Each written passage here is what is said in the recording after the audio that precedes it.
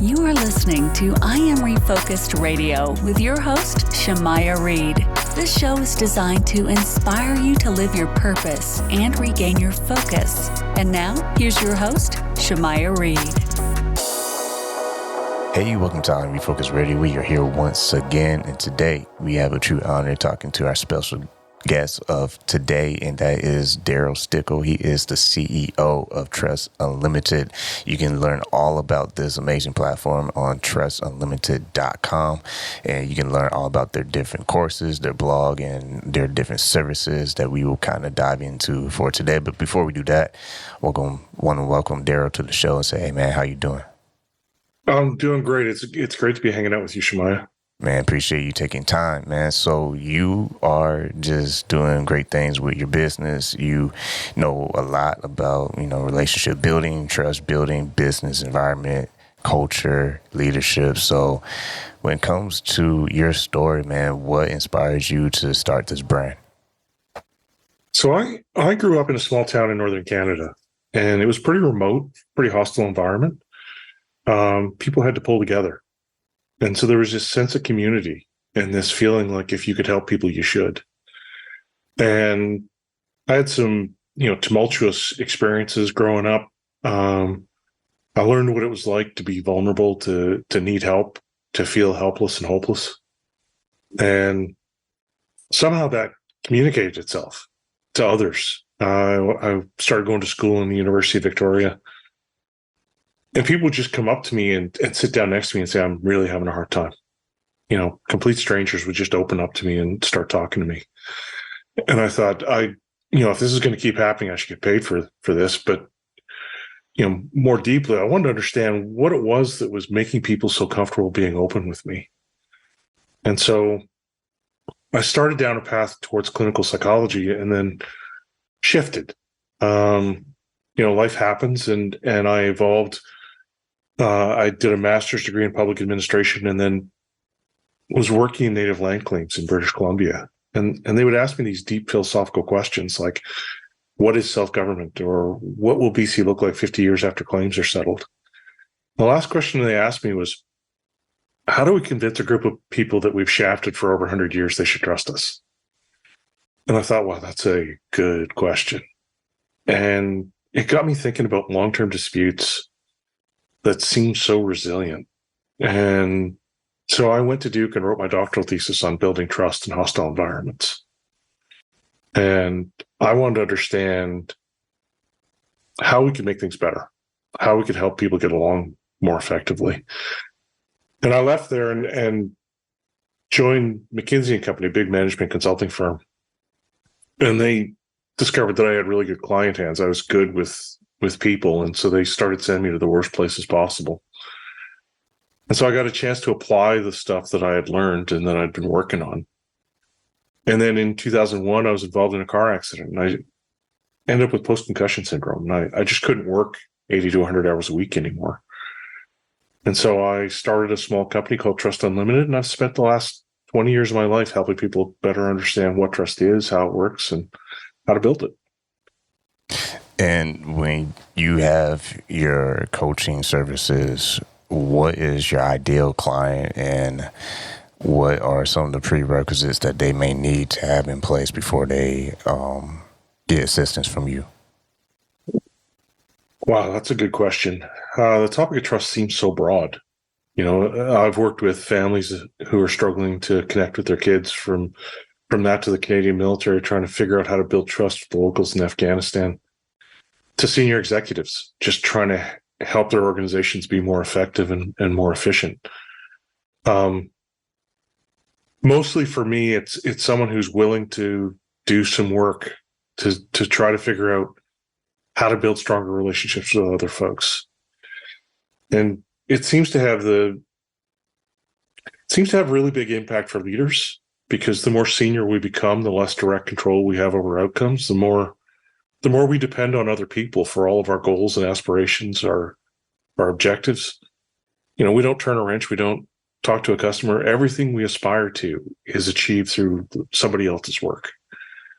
So I think For me, an ideal client is someone with an open mind and someone who wants to strengthen the relationships in their life. And the word trust is it's pretty straightforward and pretty simple to understand, but yet for some reason that keyword trust is not easy for all of us. So with your experience, why do you think that is the case? Well, I think we have a pretty profound lack of awareness around what trust is and how it works. The first thing I tend to do is give people a shared definition, which is trust is the willingness to make yourself vulnerable when you can't completely predict how someone else is going to behave. So there's these elements of uncertainty and vulnerability embedded in it. And a lot of times, there's a study that showed that 95% of people believe they're more trustworthy than average. And aside from being statistically impossible, it also means that every time we run into a problem, we assume it's somebody else's issue to deal with. And so we don't work on it ourselves. We don't focus on it. We're not as intentional about it as we could be. So I believe that trust building is a skill that we can all improve. And so that's what I focus on, is trying to help people better understand who they trust and who trusts them and how much they trust. And then helping them take stepwise, practical, applied approaches to actually building stronger relationships. This is Refocus Radio, talking to our guest today, Darryl Stickel. You can go to his website. He's the CEO of Trust Unlimited. You can go to trustunlimited.com. Speak to the audience. I mean, we all face it sometime in our life where, trust and relationships could be hard, whether it's personal or professional, and they sometimes can be strained or damaged. What are some of the strategies that you have come across that can help heal those situations? Yeah, so when things have gone wrong, a lot of times we have either, I talk to my students about internal versus external locus of control. And, internal locus of control means I master my own destiny. I make things happen in the world. I'm a vehicle for change. External locus means that I'm buffeted by the winds of fate. Things happen to me. And I used to say to my students, I'd say, who here has an internal locus of control? And all the hands would go up. It's a stirring sight. And I'd say to them, this is great news, because that means if you don't do well in the class, it's not because of me. It's not because the tests were too hard or things were unfair. It's all you. And they'd all kind of pause and go, well, wait a minute. So we tend to have an internal locus of control when we're successful and an external locus of control when we fail. And so when things go wrong, there's this tendency to want to say, that's not really my fault. It was circumstances, it was outside my control. And I think the first step that I advocate, because we interpret the world through stories, the first step I advocate is trying to understand the other person's narrative, their story of what just happened. So being able to say, I'm sorry about what happened, and then talk about how they were harmed, because they were vulnerable to us in some way and they were disappointed. And so being able to try to walk through in their perspective around what damage was done and how they were impacted. And then being able to say, here's my story of why this happened. And now let's talk about how we can take steps to reduce the probability that it happens again. And so that not just an apology, but a show of awareness, and then an attempt to build a shared narrative moving forward. And realizing that, like I said, trust is a combination of uncertainty and vulnerability. And so it's uncertainty times vulnerability gives us a level of perceived risk. And early in relationships, we've got high levels of uncertainty, which means we can only tolerate a small range of vulnerability to still fit beneath the threshold of risk that we're comfortable with. As that relationship deepens, the level of uncertainty starts to drop. The range of vulnerability we can tolerate starts to grow. Well, if there's a violation, and if we've disappointed someone or caused them harm in some way, their uncertainty goes up again, which means that we have to realize we have to start with a really small level of vulnerability and rebuild that relationship by slowly taking steps to reduce their uncertainty again. When someone is listening to this and they themselves have experienced, broken trust or betrayal, what are some of the things that they can do to put them in a position to be able to trust and be trusted? Yeah, that's a tougher one. Because partly what we have control over is our own behavior. We can take steps to explain to the other party, this is what happened, but this is the bigger impact of that. But that requires some level of vulnerability for us. It requires us sharing how we were hurt, which may be hard to do in the moment. If there are places where we can still trust that other person, if we're stuck with them, they're part of our life and it's hard for us to exit that relationship, then we can start setting new boundaries and new requirements that reduce the uncertainty for us and hopefully compress the level of vulnerability we're experiencing. That's a great question, because right now, if we look at the world, our vulnerability hasn't really gone down, but the uncertainty is skyrocketed, and it's bouncing all over the place. We're seeing changes in norms and values. We're seeing changes in technology. We're seeing changes in rules and regulations. There's the pandemic. There's all of these things have caused profound shifts in uncertainty for us. And so there's a great deal of discomfort in the world. And we're having a hard time exposing ourselves to one another in the way that we used to. A hard time being as vulnerable with each other as we're used to. So right now, it's hard for us to figure out how to connect. We're seeing pretty profound spikes in mental health challenges and those kinds of things. And really, for me, one of the most powerful tools is creating a shared vocabulary. Because a lot of times when we talk about trust, there's this feeling of discomfort around, I can't say I don't trust you because that feels rude and it might spark a reaction from you. But if I can talk about the uncertainty I'm experiencing or the vulnerability that I'm experiencing, that's easier, it seems.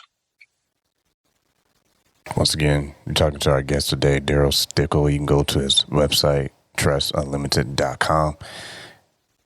When it comes to trust building as a skill set, how are people, what's a good starting point for someone who is interested in taking that accountability to start the process of building that skill set? So I think that there are 10 levers we can pull to build trust. And we all have the ability to build trust. Some are just better than others. Those who aren't very good have a lever that they pull. And it's usually the ability lever, Shemaya. So that they'll talk about their credentials, their experience, their background, what role they have within an organization. All of that is trying to convince people that we have ability, that we're skilled. Those who are better at building trust have multiple levers that they can pull. And those who are really good have multiple levers and they know when to pull which one. So, for example, within uncertainty, there are 4 levers. Because uncertainty comes from us as individuals and it comes from the context that we're embedded in. And those 4 levers, there's 3 of them that apply to us as individuals. There's benevolence, integrity, and ability. And benevolence is the belief you've got my best interest at heart and that you'll act in my best interest. Integrity is, do I follow through on my promises? Do my actions line up with the values that I express? And ability is, do I have the competence to do what I say I'm going to do? And so what I try to do both in the book that I wrote and in the masterclass that I've produced is walk people through these levers and show them how to pull them. So, understanding how to pull the benevolence lever, it sounds easy, but people struggle with it. And, I'll talk with parents and I'll say, how many of you here have your kids' best interest at heart? And everyone raises their hand. But when I flip the question and say, how many of your kids would say that? I get about a third, and it's somewhat hesitant. So if it's not clear and obvious in a place where it's supposed to be clear and obvious, then how do we go about pulling it with our colleagues, with those we lead? And the answer is we need to start including them in the conversation and having a level of empathy. So understanding what success looks like for you, what good looks like for you, what's important to you, starts to give me hints about how I can both be benevolent and make it transparent that I'm doing that. So if I'm talking to people about trying to build trust, I'll talk to them about, trust is the willingness to be vulnerable. Well, maybe I go first and I make myself a little bit vulnerable. And then I see how you respond. Do you respond in a similar manner? Or do you shut me out and try to avoid the conversation? And if I see you respond in a similar manner, then trying to show a little bit of benevolence is a really good start. Finding an overlap of interest or things that we both are passionate about. I mean, you and I were talking before we started. Your aspiration is to help people move along the right path. And that's why you do this podcast. It's why you're passionate about it. Well, there's an overlap in our interests because for me, the aspiration is no less than making the world a better place and helping people get along so that we can actually resolve some of the challenges we're facing. And so there's an overlap there. And for us, there's a space where we can be benevolent to each other. I hope that answers the question. Yeah. Yeah, it does. One thing I would say too is, it says it right then. It says trust unlimited. And I don't know why I thought about this right now, but sometimes things just pop in your head. But when I think of trust unlimited, I think of it's almost like every single day you have to choose it in order for it to actually work. Because if you start skipping days, then the lack of trust just starts to grow. Well, we're facing challenging times, Shemaiah. I talked about the spikes in uncertainty we're experiencing. We need to be more intentional than ever about building strong relationships with each other. And it's a skill set too. Yeah. And so, really what I tried to do, because I was having these profound moments of impact. I had a couple of moments with dads who were trying to connect with their kids who felt really disengaged and alienated from their sons. And we talked through the model. I coached them a little bit. And within a couple of months, the turnaround was incredible. Like they said, my kids run to me now. They throw themselves on me. The relationship's closer than it's ever been. And I thought, this is fantastic. I'm having this great impact, but I'm dropping grains of sand in the ocean. I need to get this out in the world. I need to scale it. I need people to come alongside and pick up great big rocks and create huge waves. Because there's the ability for us to be more intentional, to build stronger relationships with each other, to resolve some of the challenges that we're facing. But we just need to understand how to do it. And that's why I wrote the book. It's why I created the masterclass. I want this to be around after I'm gone. When it comes to different relationships that we have with, friends, family, professional colleagues, it's this common bond. Trust is something that we have to use in multiple places. Do you think that it should be used differently or should it be consistently used the same? Well, the model is the same, but the levers we pull are different and we pull them in different ways. And so one of the examples I like to use is a student I had, I was teaching in Luxembourg, and I would sit down with my students and I'd say, okay, tell me your relationship you want to strengthen. And he said, I want to strengthen my relationship with my girlfriend. I said, okay, great. I said, so what matters most to your girlfriend? Because we were talking about benevolence.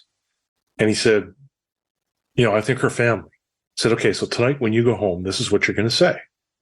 You're going to say to her, I was in class today and the professor was talking about trust, and he said benevolence is really important. This belief that we've got people's best interest at heart. And he asked me to think about a relationship that really mattered to me. And I said, you. So that's step one. You're showing her that she's on your mind. The relationship matters. And so that's a little bit of benevolence right from the start. So and then you're going to say to her, he asked me what mattered most to you. And I said, your family. Is that right? Now you're asking her for her input. You're including her in the conversation. Said, and when she says yes, you're going to say, so I would assume that it matters to you that I get along well with your family because your relationship with them is so important to you.